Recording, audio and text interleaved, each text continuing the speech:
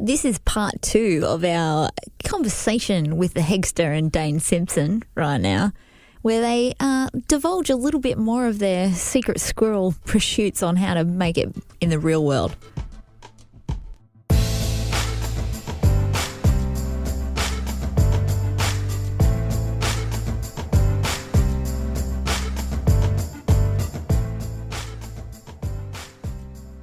I currently work half the week in retail when I'm not here. And every time I get a difficult person, you know, they're your best customer ever and they haven't bought a toaster in 20 years, that sort of shit. When they say to me that they're hassling me on price, I just think to myself, 10 minutes. Yeah. You're either going to keel over in the car park or get hit by someone. It's a beautiful thing. Yeah. I'm right with you. Yeah. There's an age where they're just going off the cliff anyway. Really? You guys are just lazy. You want the satisfaction of you being the last thing they see, though. Yeah. Like, you have to turn up at old people's homes and read to them and stuff. I think them knowing that I'm alive eats them up. Yeah, okay. Like, I think there's something about. You need to remind them, though. They forget stuff. That's true. You got to send them cards with your face on. What do you think it's just you that they don't like, or is there little things that you do to sort of poke the bear a little bit, Dane? Let's just be honest here. It's no secret that old white boomers aren't a fan of the Aboriginality in me, and that's I'm fine. Yeah, it's more than I'm cool with that. You're cool with that? Yeah, why not? Don't come to my shows. They do come to my shows, but Yeah. Does that surprise you? You know what surprises me more is that they watch my YouTube videos and then comment. Why? Like, click Isaac Butterfield and be done with it. Like, you fucking idiot. Why? You're the one who's clicked on me. You've seen a brown man in the fucking thumbnail. Like, yeah. And then gone, I don't like him. But they want you to prove them wrong. Yeah. They click on it and go, this might be the one. This will be. Nah, he's got a didgeridoo. Yeah, like it's fine. Click on Luke Heggie. Like, get what you've come for, mate. It's fine. They don't come for me, man. Well, the thing is that they'll swear at me in the comments. They'll watch you. Yep, cool, and just move on. Like they won't say well done. No, definitely not. So, the way you said that was, you're getting some fake, like, well done sort of thing, or was it just straight bullshit? Yeah, straight bullshit. 100%. They go through my YouTube videos. The comments are ridiculous. One of the really fun things, though, is that I was doing a show. Ann Edmonds was on the show, who I love, and Ed Cavalier. I said something ridiculous. I was, have you been paying attention? They asked me about the Survivor. Was a question, where's Survivor being filmed? I didn't know, and I just riffed probably in an American high school. And, like, silly, dumb gag. Yeah.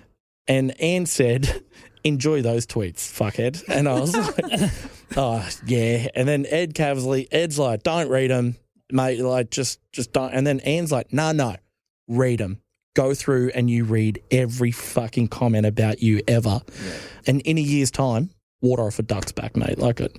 And she's like, I read them all. I read everything about it. And I love that. I reckon that's such a good advice to anybody realistically that's getting into, well, particularly comedy, but any entertainment. Go through, read all your comments, good, bad, whatever it is. And then after a while, it doesn't worry me. Like, it doesn't affect you at all. Yeah. I sell complaints for $1 on my website. Yeah. Yeah? That's Luke's OnlyFans. Yeah. Just complaints. That's great. Yeah, it's got a special form. Like, it's a multi-choice form. It's like, questions like, I like a laugh as much as the next guy. And then that's the only answer. And then there's, there's a bunch of stuff. The things that upset me the most Sounds like you might have priced yourself a bit low there. No, that's fine. Only $1? Yeah. I mean, I haven't had... It's mostly friendly fire, to be honest. It's more to discourage people from getting complaints for free. Not having that. They contact me. I'll just refer them over to the website. Say, sorry, there's a forum for this. Nice. And it's going to cost you. Chain of command that you need to go through. So I wanted to ask, while Elle's here as well, and Dane, just with the shows that are happening, the obviously you're trying to bring Albury and Wagga together. Yep. And there is some level of competitiveness for whatever reason between the two towns. I don't know if that's just because we're similar size and we're as close to each other as two other cities. You had a Christmas party the other day, obviously, and some of the people from here went up. Yeah, loved it. So that's an effort by you guys to put some work into bringing at least the comedy community together between the two towns. Yep. Is that something that you actually realised is it more difficult or less difficult for either of you to actually get the two cities to, you're probably finding that obviously with the way people accept the promotions or get interested in the shows, is it more different than you're expecting? Yeah. Is Albury a bit further behind maybe on the live comedy thing than maybe Wagga is because you've done so much work up there? Or You've nailed it. That's exactly it. We've put in the work in Wagga, plus I live there. But I think Wagga comedy has grown while my career's grown. So we started the Riverina Comedy Club with nothing in Wagga. No, unless you were Carl Barron or Akmal, you wouldn't really come to Wagga. You'd go to the Civic Theatre, do your show, and then sort of leave. I think the first actual comedy that I got to see, like outside of those guys, was the roadshow came to Wagga, the Melbourne International Comedy Fest. Did a roadshow there. Geraldine Heggie was on it, by the way, which was really fun. And she's from Albury as well. But yeah, it's rare. It was rare to do any show, and we had to start from scratch, and we're trying to have these comedians come to Wagga who are headlining. They're from Melbourne, from Sydney, Canberra, but people don't know their names because they're not on the telly. But it's fine. Like the show's going to be, and it took us maybe a year or two. I think we still are growing, but it's taken us 5 years to make this show actually work in Wagga where I live. By work, sorry, Dane, do you mean that people trust that regardless what lineup it is, that it's going to be strong? Yeah, exactly. So it doesn't matter. Yeah, and also like we didn't have amateur comedians. We only had people, we didn't even have like people who wanted to give it a go. That's crazy. Like in a town where there's no open mics, no like comedy, unless that you're these big superstars.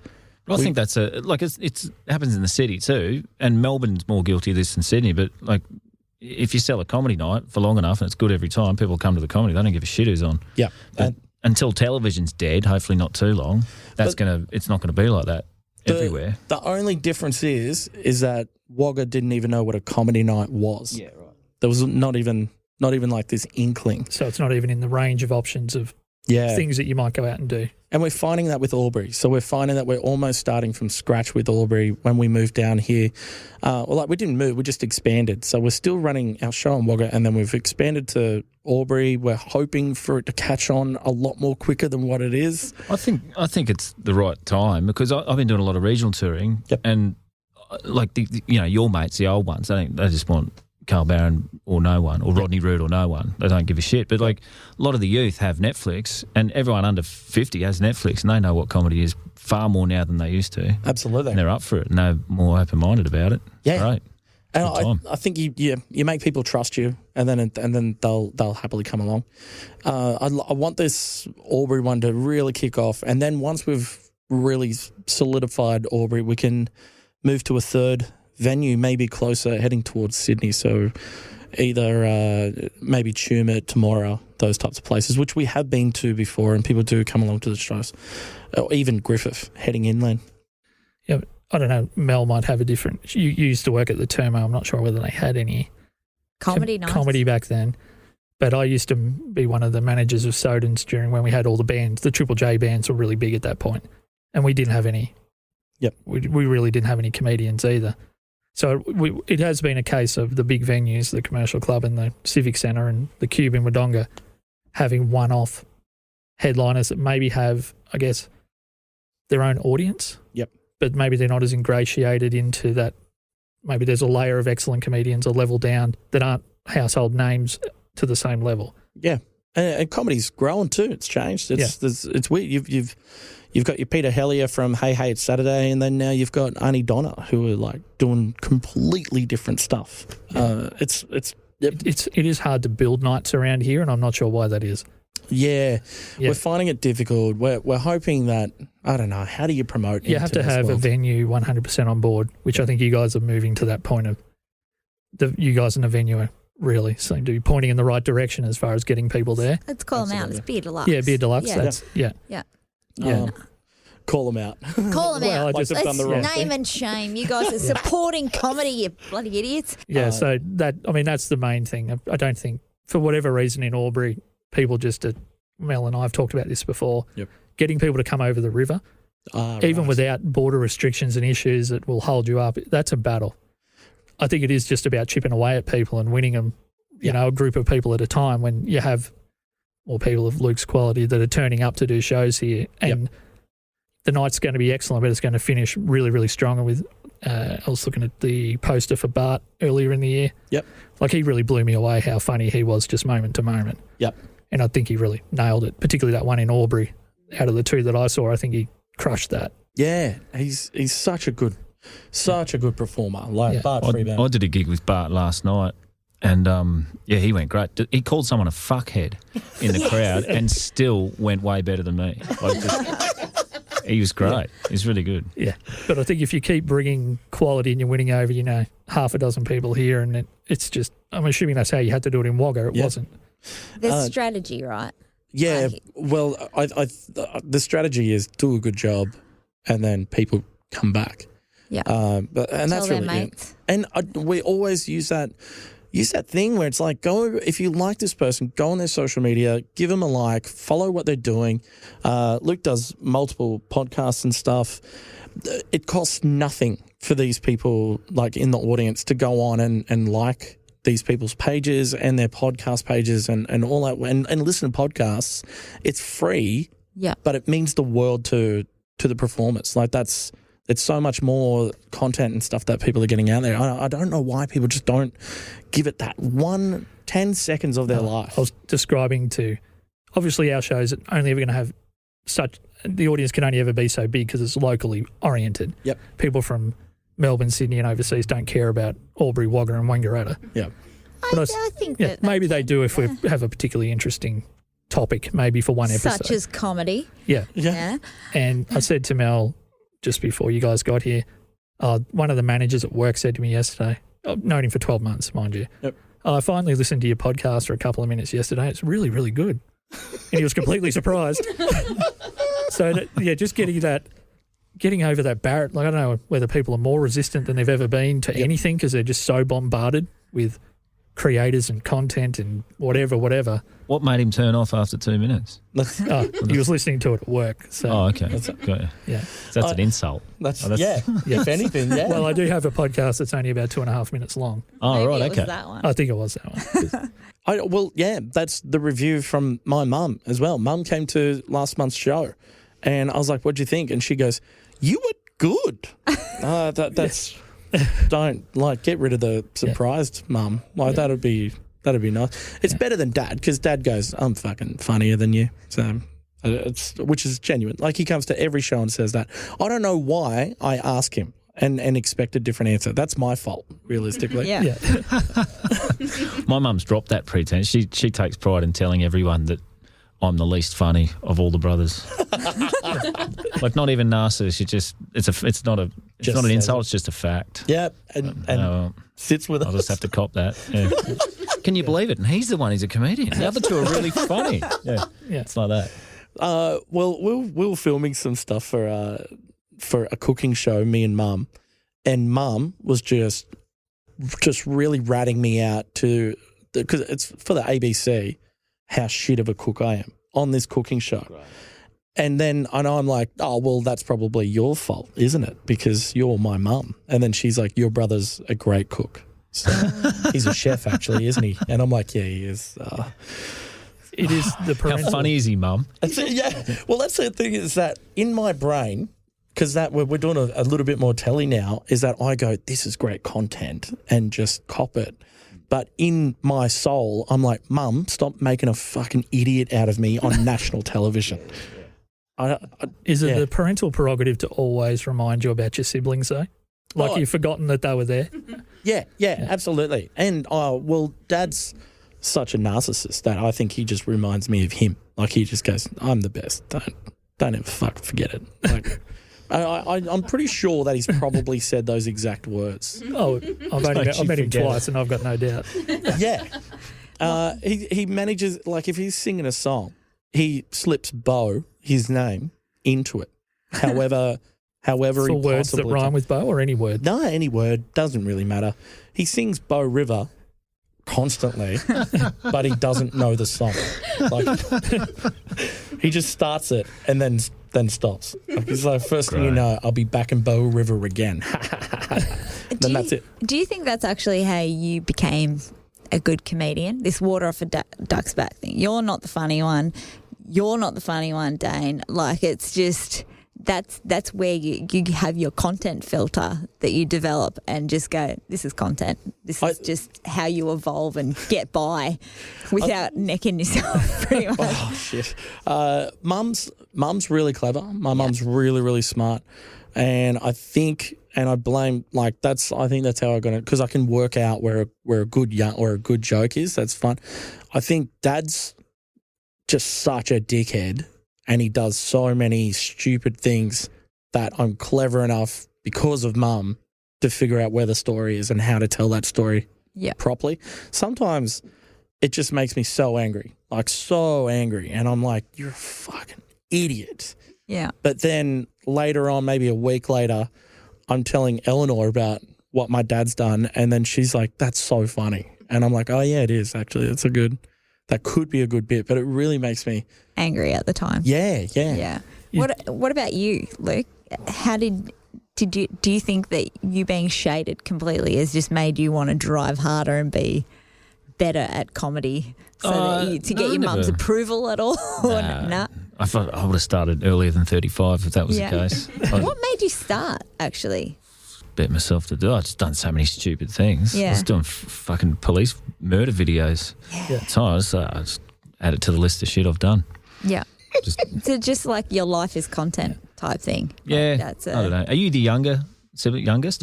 Yeah, youngest. I think all, like, probably 80-90%, especially men, are the youngest sibling who do comedy, Really? But I never thought of myself as that, because I get on great with my brothers, and we used to bash each other for 15 years, but after that, we're good. We get on fine, and there's no psychological trauma. Yeah. But most of the time there is. They're lunatics, comedians. Yeah. They're no good. I have tried not to post anything. Obviously, I'm a complete beginner at doing comedy, and I've really only done some shows with you guys and a few others, and everything that I posted, even if it's not meant to be a joke, my little brother he'll just launch on me about how he's the funniest, the smartest, the strongest, the biggest, the best looking, X, Y, Z. And I'm thinking, am I left with anything here? It's hilarious. Yeah. How old is he? He's only 16 months younger than me. But we're heaps younger than my older siblings. Right. I had no option but to try and be maybe the funny one, because by the time I was 15, Cam, my little brother, was already bigger than me. But also, like, people who are funnier in real life, you get told all the time, like, oh, mate, John the Crane Driver is far funnier than you. Like, all the time there's that. You go, well, put him on a stage and see how he goes. It's not the same. I got asked to give a speech when I left my last job. Yep. And I was an IT manager of a massive business, and it wasn't a sort of job where I was joking around. And then one of the other guys said to me when we were having drinks afterwards, your speech wasn't very funny. Aren't you doing stand-up? Like, I didn't really think that was the forum for it. But you go back on there, you hit him with an invoice, and you do it half an hour. Yeah. It is prime. Like, when people are not expecting a laugh, like a musician, when in between songs, everyone will just piss themselves laughing if they say something mildly amusing. Yeah. They go, they're funnier than you. Look at the laugh they got. Like, I don't think so. It's not. It's like, put a joke in a eulogy, see how you go. You're Kane. People love it. Like, have you done that? No, I don't do eulogies. Yuck. Yeah, okay. But you theoretically would do it if that was. Oh yeah, if I had to, yeah, for sure. Yeah, I agree, because I was on stage with only a couple of months ago with a dancer, a textiles, a lady that did textiles, and then me, and it was we're Aboriginal people in the arts. Okay, and so they wanted to find out where we began and getting into our careers. And this guy who's the dancer is just saying remotely funny stuff and destroying. Yeah. And then Eleanor's on the side of the stage just going, he's smashing. Like he's Yeah. You're meant to be the comedian. Like, Did you dance? And go, well, You should take that, mate.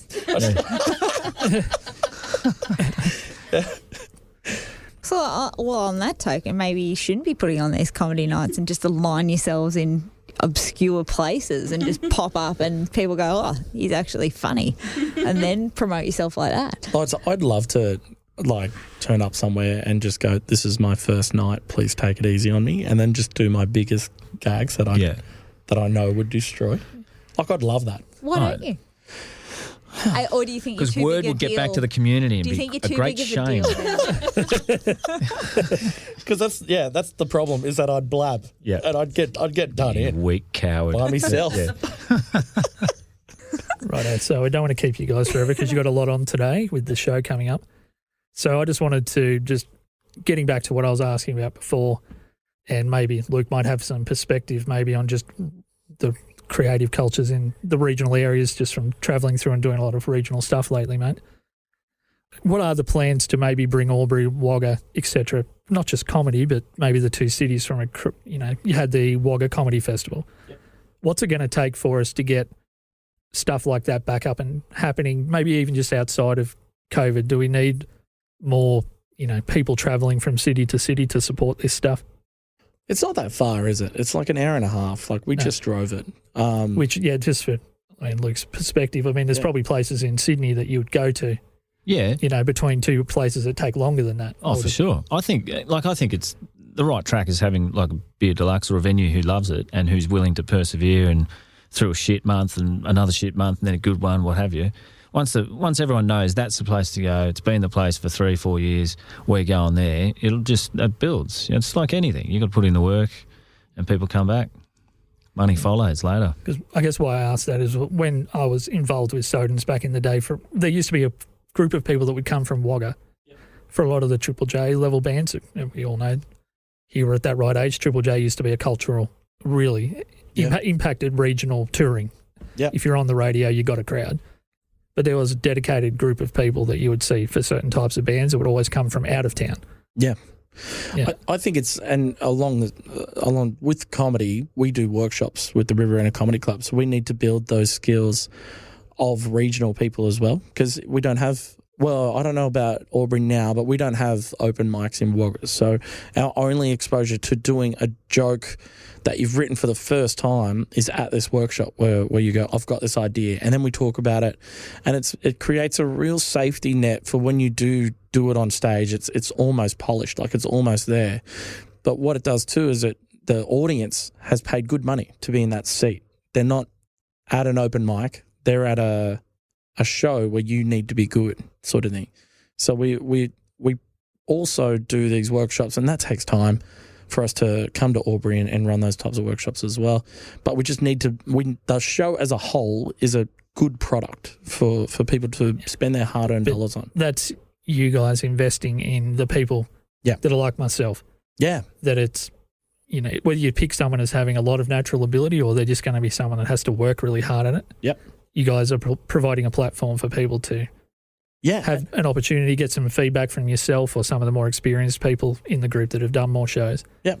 But that is, I don't know whether people really have thought about that, even if they're involved with it. You guys are driving generally or have been an hour and a half just to be here to do that. Yeah, exactly. Yeah. It works both ways. Like, because that's for you to, if you went out and bombed at an Albury show, that's bad business for me as well, because people will go, oh, I didn't have this pleasurable experience that I've paid money for. So we need to have the comedians having a really great sets, rehearsed at the top of the game. And if we come over and do it. How many people do you think you've, I guess, taken up a level in Wagga? I know when you started out, you thought we need to build the number of people, because obviously part of what draws people to a show, you can have really strong headliners, but a lot of what creates the initial buzz in a regional area is whoever the local people are. Yeah, absolutely. And they're the ones that might go promote it and share it and whatever.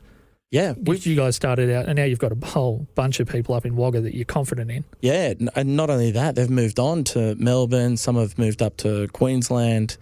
and have gone on to do, competitions and Raw finals and stuff like that, which is really cool. I couldn't even place a number on it. Maybe 40, something like that, have come through our workshops and yeah. But again, we don't have those open mics, so people can't learn for themselves. But that's cool to have this little community. I think the community that we've got now is roughly about 40 as well, or about 50.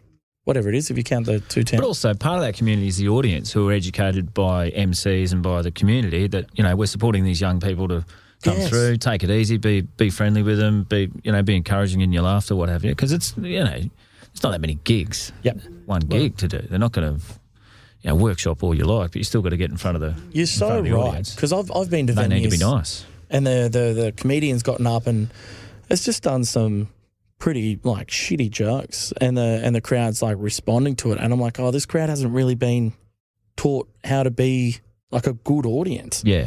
And even ripping gags, and learning those little bit of fundamentals.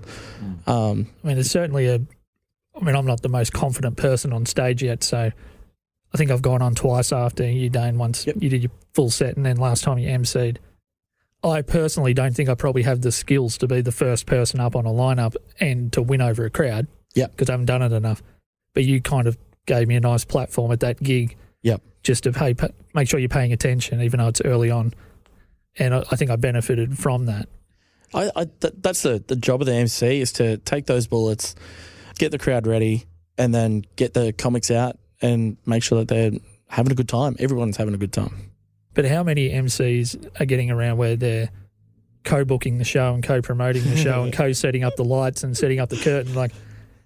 That's, I guess, how I wanted to finish up, unless Mel had anything else, is how do you, because I never used to be able to, when I would play gigs in the band and I would organise the same gig, I could not switch out of business mode into entertainer. It would take me half a set sometimes to do that change. Yep. Is it just an experience, or is it just a relief to get to do the entertaining part of it? I recommend getting yourself an Eleanor. How much is it, Eleanor? It's too much. She's a diamond ring now, isn't she? Yeah. Yeah. She also caught me trying to claim that on tax since I proposed on stage. I felt like, oh, nice, good move, man. Right? Is it premeditated? I don't know why that. Well. Yeah, the tax thing on there. It started off as a bit, but now I'm engaged. I don't know how that happened. Elle does so much. So and I'm on the road a lot, or used to be. So it's cool to have somebody who is in the game as much as I am. And I can throw off a little bit, so I can go, oh, you do the show now because I'm getting ready to MC and all that type of stuff. Because I agree, 100%. It is difficult to jump in and out, to put wristbands on people's wrists at the door and then walk on stage and start MCing. I think it looks tacky. Yeah, it can do if you're doing everything. We've all done it. Mel's mentioned before that she's involved with MCing some live events around here, some music events. And I think once you've been involved in helping something operate well, when you see the slightest little thing going wrong or not to plan, even if you're not meant to be doing that side, if you're only meant to be the entertainment part of it, it's really hard not to notice it and not to feel like, I should be fixing this or doing whatever. Yeah, I love the really angry looks that Eleanor gives when we go to other shows and something's not working, like somebody's not putting wristbands on properly, or they should have duct taped that cord down, and she'll just stare at them angrily. Did they understand what the stare's for, or was it just a weird moment? She doesn't even know that she's doing it. Okay. She's just upset by this tiny little thing. And I love it. I take photos of it. I think it's great. I'm like, I didn't like that bloke in the cowboy hat, did you? Yeah. And just in the drive home. And she'll go, oh, did you see that? Yeah. The world's seen it, mate. You stared angrily at him for over an hour. So talking of over an hour, we've actually almost gone an hour. So yeah. Well, thank you so much. Thanks, Dane. Thanks, Luke, for being here, and thanks for being the secret super guest. Thanks, Mel. Thing. Yes, far away. Tell us your socials, please, so that we can shamelessly promote you Oh, okay. via our airwaves? My Instagram is at Heggie Luke, and I've got a podcast called Mid-Flight Brawl that you can have a look which at. is hilarious. I'd recommend. Yeah. And where can we go to complain about you? That's what I'm interested in. LukeHeggie.com. Yeah, cool. Click on the complaints I'm tab. all about that.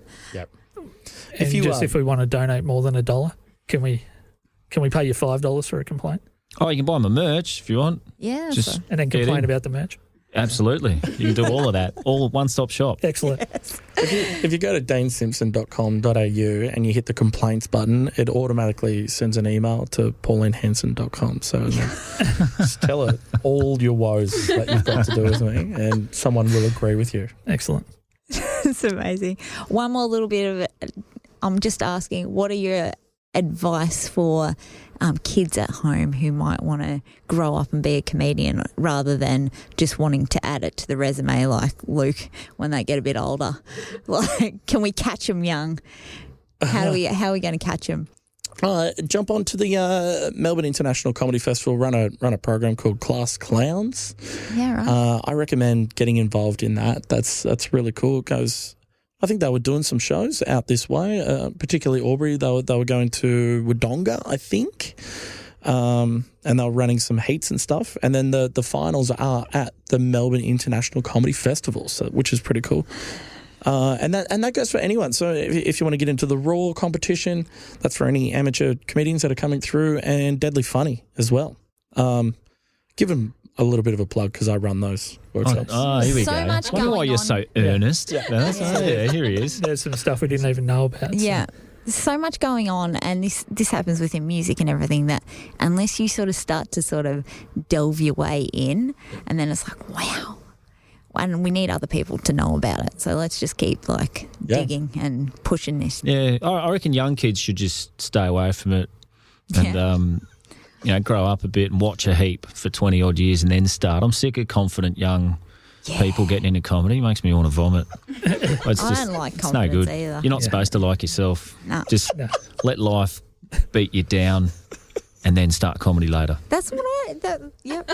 I'm all about that.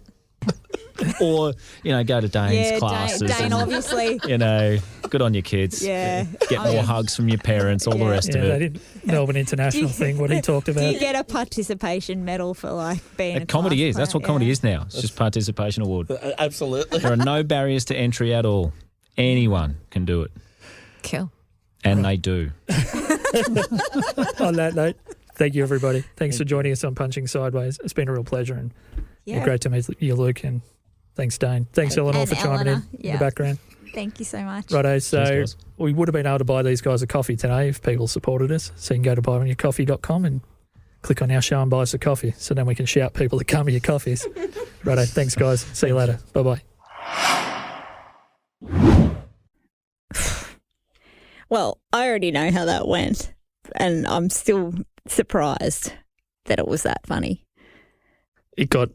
I think when everyone got on the same page during that one, it got better and better. It was like a pop-up book that you just didn't know what was going to pop up in front of you, really. That was the sort of experience and I'm 100% honest, was not prepared. I just wasn't prepared for what sat down in front of me, and trying to manage and juggle people that all think that they're funny or say that they're funny, or at least sans myself, all people that are funny. professionally funny. Yeah. And I suppose it's an intimidating space a little bit to be sort of jumping around and Correct. There's probably directing. also a lot of pressure when two of the people get paid to make people laugh. yeah. There's a bit of an extra expectation that you're just going to be on all the time. Yeah, and people think that we're funny, and now I feel less think adequate. Yeah, it certainly reminds you of, you're not that sharp. Not that sharp.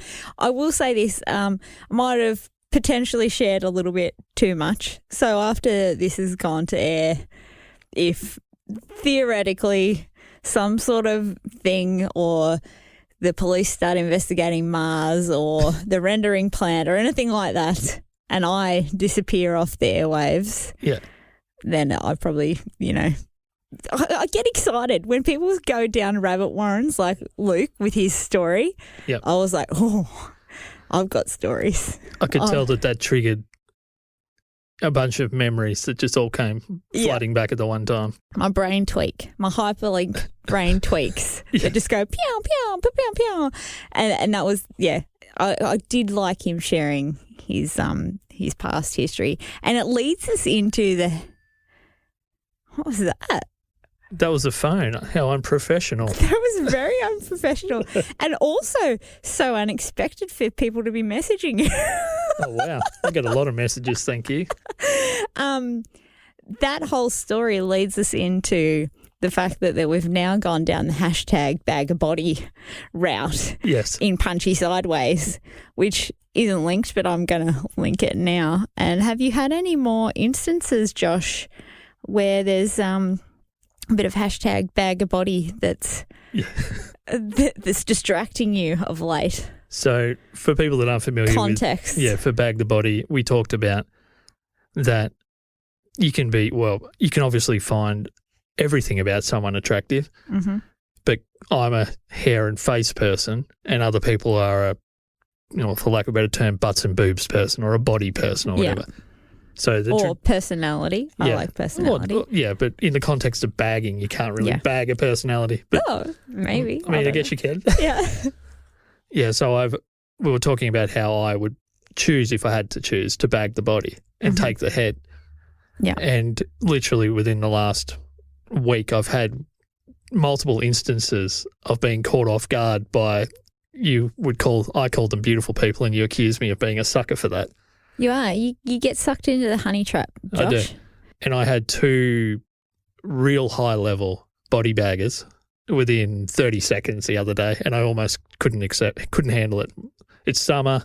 I don't like summer. My brain's almost shut down anyway. Yeah. And then these 2 stunners just like this walk in, and I couldn't think straight. You couldn't think straight? No.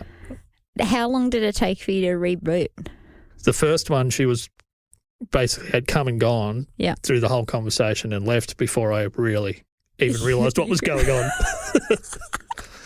So that was a poor performance.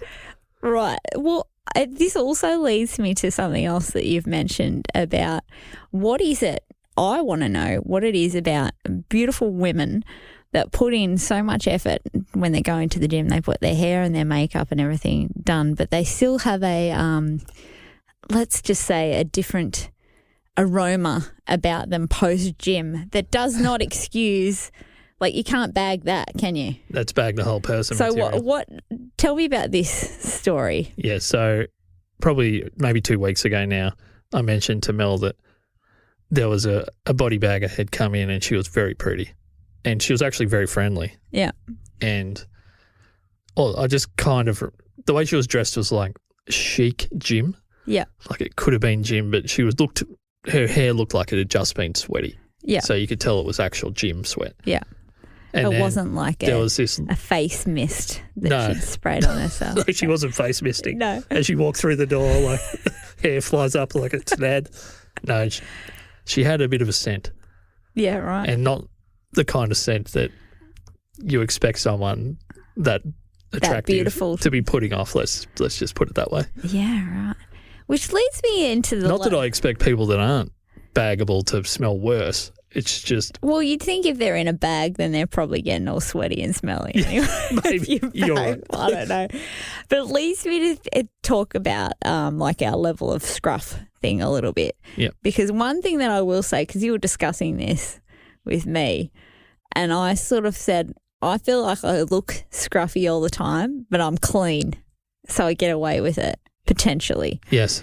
I don't know whether that's fact or not, whether that's in my head, but I'd rather not have the aroma of a body bag on me Very good.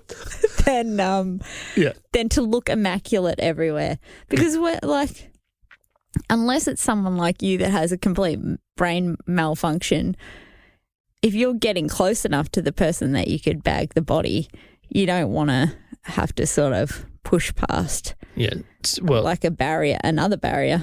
She had no level of scruff. She tried to look as Scruffless. scruffless as possible. Yeah, right. And it's not really a scruff type having BO. It's just not on. Yeah, and do you think she just wasn't aware of it? I think so. She just looked that good that know it how just sometimes- removed Yes. any other sense of herself. This is probably a bit of a broad statement and isn't true in all cases. But have you ever noticed that sometimes really attractive people have opinions about the world that are not based on fact, but they believe that they are? And generally it's because no one's ever told them that it's not right. True. And who would be, I mean, if you can get close enough to someone of that aesthetic, are you really going to start? You would probably go, oh, if they look that good, I can always like put them in a sheep dip or something like that.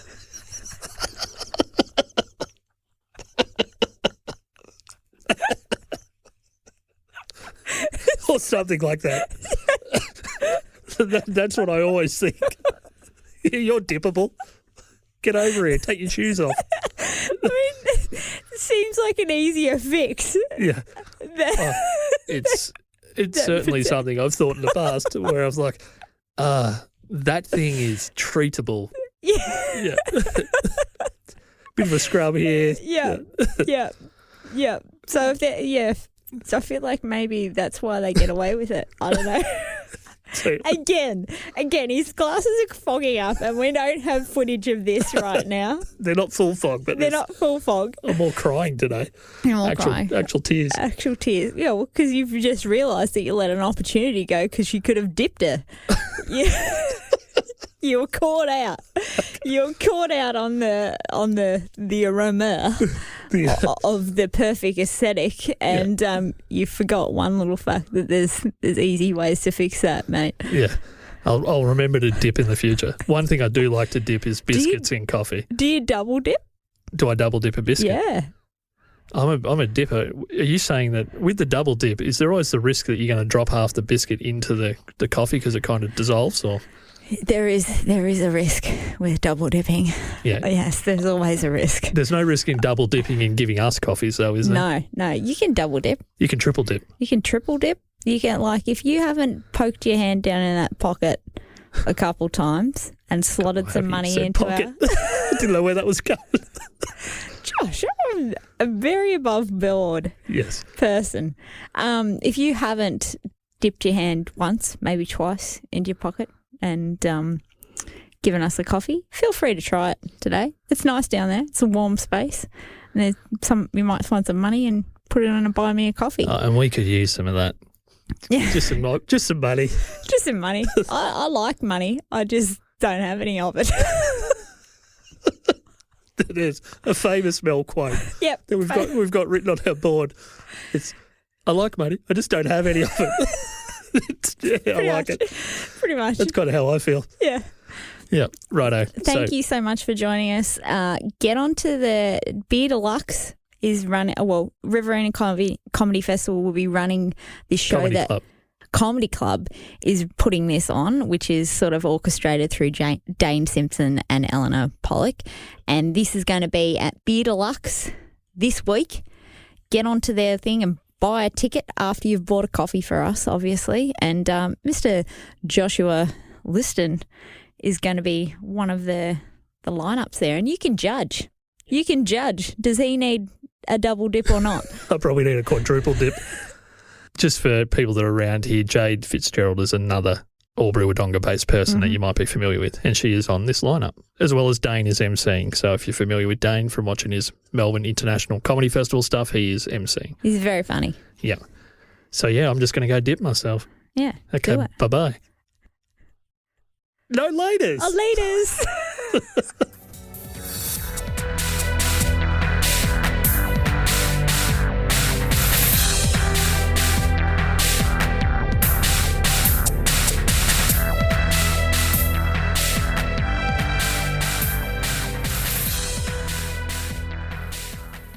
Oh, I'm still here. I haven't been arrested after my big share about my drug dealing pursuits and entertaining ideas. There's been no bodies turned up at the rendering plant, I've heard, since which is lucky. What did you learn? I don't have a mic. Bloody hell. Didn't even notice. Literally, just keep recording this. I've just started talking. Josh sat there. I don't actually have the mic. And I didn't really care, to be honest. I was happy to do this all by myself. Of course you are. I thought you were just engrossed in what I was saying. I didn't know that you needed to be part of it.